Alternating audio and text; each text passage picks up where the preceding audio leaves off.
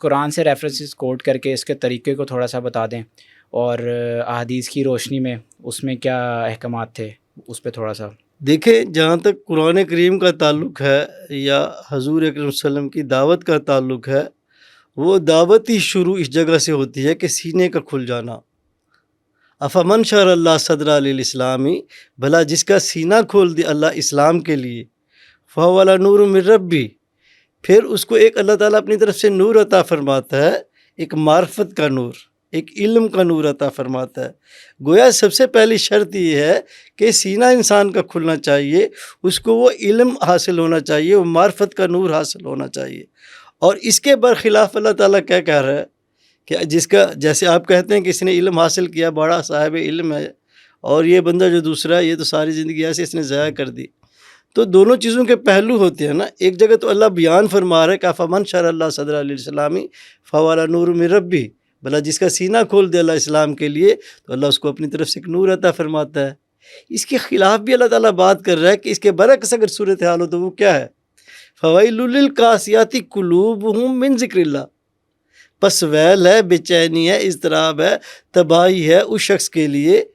Foil للقاسیات قلوبہم، جس کا دل سخت ہے، من ذکر اللہ، اللہ کے ذکر سے سخت ہے، اللہ کے ذکر کو اندر انٹر ہی نہیں ہونے دیتا، سمجھتا ہے کچھ بھی چیز نہیں ہے، ایسے ہی ہے، کیا ذکر لے کے بیٹھے ہوئے تم، اور چھوڑو پرے۔ یہ آپ گفتگو سنتے ہیں لوگوں کی اپنے معاشرے کے اندر، جو بڑی بڑی تقریریں کرنے والے ہوتے ہیں، کیا ذکر والے آگے ہو، یعنی ذکر کو ریجیکٹ کر رہے ہوتے ہیں، ان کے دل ذکر کی طرف سے سخت ہوتے ہیں، انہوں نے اپنے کڑواڑ بند کیے ہوتے ہیں۔ ایک طرف کھولنے کی بات ہے، دوسری طرف بند کرنے کی بات ہے کہ سخت ہو گئے ہیں جن کے قلوب اللہ کے ذکر سے، اولئک فی ضلال مبین، یہ کھلی گمراہی میں ہے۔ یعنی ایک طرف تو وہ ہیں کہ جن کا سینہ اللہ تعالیٰ کھول دے، ان کے لطائف کھل جائیں، ان کے اندر کے ادراکی پوائنٹ جو بھی آپ ان کو کہہ لیں یہ کھل جائیں، اور اللہ ان کو نور عطا فرماتا ہے۔ اور دوسری طرف وہ لوگ ہیں جن کے نہیں کھلے، سخت ہیں، اللہ کا ذکر ان کے دلوں کے اندر نہیں ہے، وہ چابی ان کے دل کے اندر نہیں جو کھولنے والی تھی، ذکر اللہ کی طرف وہ آتے نہیں ہیں، سینہ ان کا کھلتا نہیں ہے، ان کو اللہ تعالیٰ کہتا ہے یہ گمراہ ہے۔ دو ہی لوگ ہیں نا، دو ہی قسم کے انسان ہیں نا کائنات کے اندر۔ ایک وہ لوگ ہیں جو ہدایت کی طرف آ رہے ہیں، جو ہدایت کے سفر پہ چل رہے ہیں متواتر، اور دوسرے لوگ وہ ہیں جو گمراہی پہ چل رہے ہیں۔ اور گمراہ لوگوں کی تو اللہ تعالیٰ نے قرآن کریم کے اندر بیان کر دیا کہ وہ لوگ ہیں جن کے قلوب کے اندر اللہ کا ذکر نہیں ہے، بلکہ وہ اللہ کے ذکر کو ریجیکٹ کرتے ہیں اور کہتے ہیں کیا چیز ہے یہ، کیا لے کے آ گئے ہو، کہاں سے لے کے آ گئے ہو۔ یہ باتیں آپ سنتے ہیں، اور سنتے بھی آپ سو کالڈ اہل علم سے ہیں۔ اور دوسرے وہ لوگ ہیں جو ہدایت یافتہ ہیں، ان ہدایت یافتہ لوگوں کی بھی اللہ تعالیٰ قرآن کے اندر بات کرتا ہے، ثم تلین جلودہم وقلوبہم الی ذکر اللہ۔ پھر یہاں ذکر کی بات کی گئی کہ ثم تلین جلودہم، پھر ان کی جلدیں بھی، وقلوبہم، اور ان کے قلوب بھی نرم ہو جاتے ہیں، الی ذکر اللہ، اللہ کا ذکر کرتے کرتے نرم ہو جاتے ہیں۔ جیسے آپ لوہے کو آگ کے اندر ڈالتے ہیں اور لوہا کالا ہوتا ہے، آگ ریڈ کلر کی ہوتی ہے، تھوڑی دیر کے اندر وہی جو کلر جو آگ کا ہوتا ہے وہ لوہے کے اندر آ جاتا ہے اور لوہا نرم ہو جاتا ہے۔ یعنی وہ آگ اس کے تمام اندر وجود کے اندر سرایت کر جاتی ہے، اس کی کینیٹک انرجی یا مومنٹس آف پارٹیکل انکریز ہو جاتا ہے، اور پھر آپ ذرا سا چیز ڈالیں وہ جس طرف بھی آپ موڑتے جائیں اسی طرح مڑتی جاتی ہے۔ اسی طرح اگر ذکر اندر نہیں ہے تو سختی ہے اسی لوہے کی طرح، یہ قلوب اسی لوہے کی طرح سخت ہے، آپ اس کو موڑ نہیں سکتے، آپ اس کو اللہ کی طرف رجوع والا دل نہیں بنا سکتے۔ یہ رجوع والا دل، یہ رجوع والا انسان اس وقت بنے گا ثم تلین جلودہم وقلوبہم الی ذکر اللہ ذالک ھدی اللہ۔ وہاں بات کی گئی گمراہی کی، فویل للقاسیات قلوبہم من ذکر اللہ اولئک فی ضلال مبین۔ جن کے دلوں کے اندر اللہ کا ذکر نہیں ہے، جنہوں نے اپنے دل کے کواڑ اللہ کے ذکر کے لیے بند کیے ہوئے ہیں، جو اللہ کے ذکر کو ریجیکٹ کرتے ہیں، اولئک فی ضلال مبین، یہ کھلے گمراہ ہیں۔ اور یہ تو گمراہوں کی بات کی گئی ہے، اور گمراہ کو گمراہی کا جو ایجنٹ ہے وہ کیا ہے کہ ان کے اندر ذکر نہیں ہے۔ کاز کیا ہے؟ ان کے دل اللہ کا ذکر نہیں کرتے تو وہ گمراہ ہیں۔ اور جو ہدایت یافتہ ہیں ان کے لیے کیا کہہ رہا ہے کہ ان کے دل بھی اللہ کا ذکر کرتے ہیں، نہ صرف دل کرتے ہیں بلکہ وجود کا ذرہ ذرہ اللہ کرتا ہے، ذالک ھدی اللہ، یہ ہدایت والے ہیں۔ یعنی دونوں چیزوں کو قرآن ڈیفرینشیٹ کر رہا ہے کہ ہدایت یافتہ لوگ وہ ہیں جن کے قلوب اللہ کے ذکر والے ہیں اور جن کے وجود کے اندر ذکر سرایت کر چکا ہے، اور جو گمراہ لوگ ہیں وہ ہیں جن کے دل اللہ کے ذکر سے سخت ہو گئے ہیں۔ تو یہ قرآن کریم کے اندر یہ چیزیں ہیں اور ہر جگہ پہ یہ چیزیں موجود ہیں۔ الذین یذکرون اللہ قیاما وقعودا علی جنوبہم، جو کھڑے بیٹھے ہر حال میں اللہ کے ذکر کرتے ہیں، اللہ کی طرف ان کا دھیان ہوتا ہے۔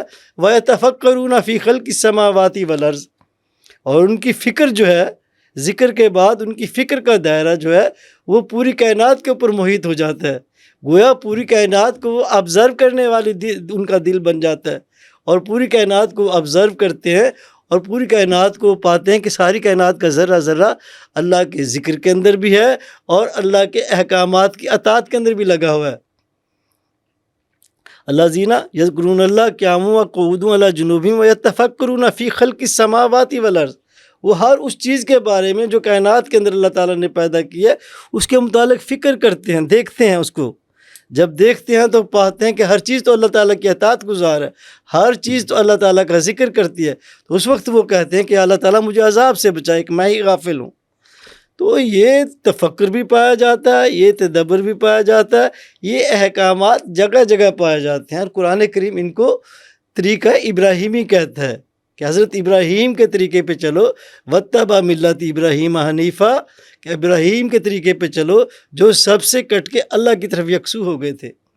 اب یکسو ہونے کا کوئی طریقہ مجھے سمجھا دے کہ میں یکسو ہو گیا ہوں۔ ہم تو یکسو ہونے کا طریقہ وہی بتاتے ہیں کہ یکسو ہونے کا طریقہ یہ قرآن کریم بتا رہا ہے کہ وذکر اسم ربک وتبتل الیہ تبتیلا، جس طرح آپ نے پوچھا قرآن سے ریفرنس دے، تو اللہ تعالیٰ بتاتا ہے کہ جب اللہ کے نام کے ذکر کے اندر بیٹھو، اللہ کا نام کا ذکر اس طرح کرو، وتبتل الیہ تبتیلا، سب سے کٹ کے اس کی طرف یکسو ہو جاؤ۔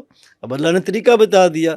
ایک اور جگہ اللہ تعالیٰ طریقہ بتا رہا ہے، وذکر ربک فی نفسک، اپنے رب کا ذکر کرو اپنے دل میں، تضرعا وخیفۃ، گڑ گڑا کے روتے ہوئے مانگ لو، پہلے گناہوں کی معافی مانگ لو، اللہ کی رحمت مانگ لو، اللہ سے خوف کے ساتھ اپنے گناہوں سے چھٹکارے کی دعائیں مانگ لو، اور اللہ کو اپنے دل کے اندر یاد کرو، اور واویلا نہ کرو، ودون الجہر من القول، واویلا نہ کرو۔ پورا طریقہ اللہ تعالیٰ سمجھا رہا، بالغدو والآصال، صبح اور شام کرو، اور کیوں کرو، ولا تکن من الغافلین، تاکہ تمہارے دلوں کی غفلت دور ہو جائے۔ تو طریقہ بھی اللہ تعالیٰ سمجھا رہا ہے، حکم بھی اللہ تعالیٰ دے رہا ہے۔ ہم چند حکموں کو تو مانتے ہیں، ہم بھی یہود اور نصارہ کی طرح بن گئے، لیکن ہم نے ابھی اپنے آپ کو وہ اوپر لگایا ہوا ہے۔ ہم قرآن کریم کے یا اللہ تعالیٰ کے چند حکموں کو تو مانتے ہیں، اور چند حکموں کو ہم پریکٹیکلی عملی طور پہ ہم ان کو ریجیکٹ کر رہے ہوتے ہیں۔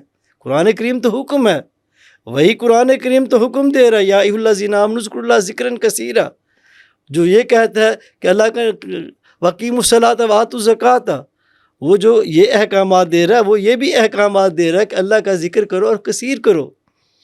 اور اللہ تعالیٰ جہاں ذکر کی بات کر رہا ہے یا روحانی احکامات کی بات کر رہا ہے، جہاں بھی آپ دیکھیں اللہ تعالیٰ پوری ڈیٹیل سے بتا رہا ہے کہ ذکر کرو گے یہ فائدے حاصل ہوں گے، ذکر کرو گے اس سے یہ نتائج تمہاری زندگی میں آئیں گے، اور ذکر نہیں کرو گے جس طرح کہا گیا اولئک فی ضلال مبین، نہیں کرو گے تو گمراہی میں پڑ جاؤ گے، اور ذکر کرو گے تمہیں یہ فائدے حاصل ہوں گے۔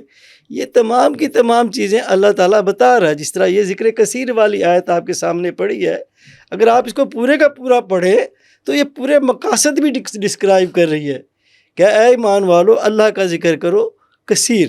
کثیر کس کو کہتے ہیں؟ بہت زیادہ کو۔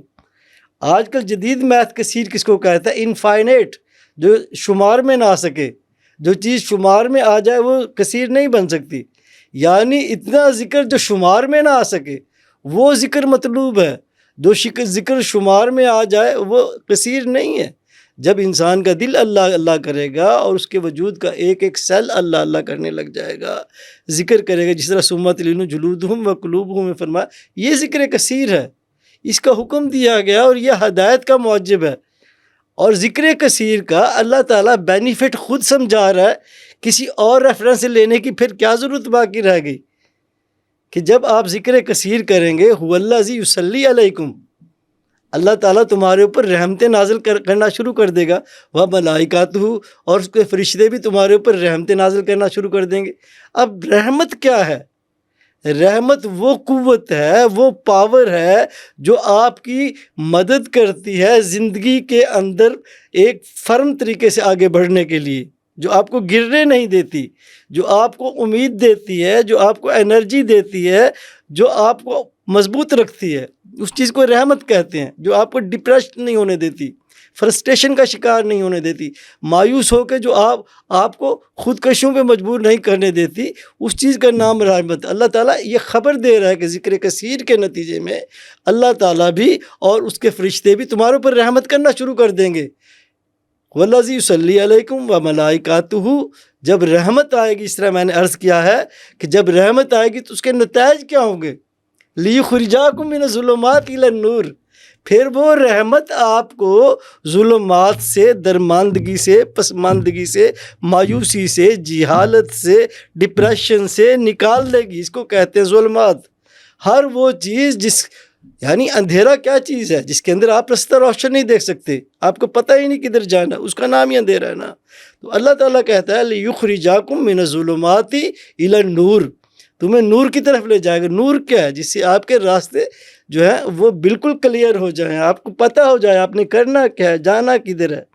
تو اللہ تعالیٰ ذکر کثیر کے فوائد بھی خود بتا رہا ہے کہ ذکر کثیر کرو گے تو یہ نعمتیں ہیں، اور اللہ تعالیٰ اس کے نقصانات بھی بتا رہا ہے کہ ذکر نہیں کرو گے تو تمہارے لیے یہ نقصان ہے کہ تم کھلی گمراہی میں ہوگے، اور تمہارے لیے یہ نقصان ہے کہ تمہاری زندگی جو ہے تنگ کر کے رکھ دی جائے گی، ایک کے بعد ایک صدمہ آئے گا، چین نہیں پائے گا۔ وَمَنْ أَعْرَضَ عَنْ ذِكْرِي فَإِنَّ لَهُ مَعِيشَةً ضَنْكًا، جس نے اعراض کیا میرے ذکر سے، میرے دھیان سے، میری محبت سے، اس کی دنیا کے اندر گزارنا تنگ کر کے رکھ دوں گا، اس کی زندگی اجیرن ہو جائے گی، اس کی معیشت تنگ کر دی جائے گی۔ یہ ہمارا حال ہے بحیثیت مسلمان، آپ دیکھ لیں، ہمارے دلوں کے اندر اللہ کا ذکر نہیں رہا تو اللہ کا خوف نہیں رہا۔ اب ہم جگہ جگہ بھیک مانگتے پھرتے ہیں اتنے زیادہ ہونے کے باوجود بھی، اور ایک ذرا سے جو قوم کمائی کے پیچھے لگ جاتی ہے وہ انتہائی بزدل کام ہوتی ہے۔ انٹیلیجنٹ تو ہو سکتی ہے، بزدل ہوتی ہے۔ ایک بزدل کام جو انٹیلیجنٹ ہے وہ پوری کی پوری 1 کروڑوں لوگوں کی آبادی کو یرغمال بنائے بیٹھی ہے، اور تھر تھر کانپ رہے ہیں مسلمان، عرب دنیا تھر تھر کانپ رہی ہے اسرائیل سے۔ کیوں؟ دلوں کے اندر اللہ کا ذکر نہیں ہے، دلوں کے اندر اللہ نہیں آیا، دل اللہ کے ذکر سے خالی ہو گئے ہیں، تو یہ حال ہے ان کا۔ تو ذکر بہت ضروری ہے، ذکر اللہ کے دھیان کو کہتے ہیں، اور اسی چیز کی ہماری دعوت ہے۔ کوئی ہم اوپر سے کوئی چیز نہیں ڈال رہے، جیسے ذکر کا تصور ہے کہ عموماً طور پر زبان سے اللہ اللہ کرنا، نہ، ہم تو آپ کی میموری ریکال کرا رہے ہیں کہ یہ نعمت کے خزانے آپ کے اندر موجود ہیں، ان کو رو مانگ کے، جس طرح اللہ تعالیٰ نے کہا سورۃ الاعراف 205 جو میں نے ابھی آپ کے سامنے پڑھی، کہ رو مانگ کے اس ذکر کے خزانوں کو کھول لیں، اور یہ کام آپ صبح اور شام کریں۔ اللہ تعالیٰ انسٹرکشن دے رہا ہے، جس طرح ڈاکٹر کہتا ہے یہ آپ نے صبح کھانی ہے دوائی، یہ آپ نے شام کھانی ہے تو ٹھیک ہو جاؤ گے، اللہ تعالیٰ بھی کہہ رہا ہے کہ صبح و شام رو مانگ کے اپنے دل کے اندر اللہ کا ذکر کرو تو غافل نہیں ہوگے۔ یہ حکم نہیں ہے کیا؟ اس حکم کو پڑھ بھی رہے ہیں، سمجھ بھی رہے ہیں، عمل نہیں کر رہے۔ تو یہود و نصارہ بھی تو ایسے کرتے تھے، لِتُؤْمِنُونَ بِبَعْضِ الْكِتَابِ وَتَكْفُرُونَ بِبَعْضِ الْكِتَابِ، تم کتاب کے بعض حصوں کے اوپر تو خوب عمل کرتے ہو، خوب ڈھورا پیٹتے ہو، اور کتاب کے بعض حصوں کو چھپا دیتے ہو۔ بھئی یہ بھی کتاب کے حصے ہیں، پوری کی پوری کتاب کو حکم ماننا پڑے گا۔ آپ کی پسند نہیں ہے، پسند اللہ تعالیٰ کی ہے، اس کے سارے احکامات ماننے پڑیں گے تو پھر کامیابی ہے۔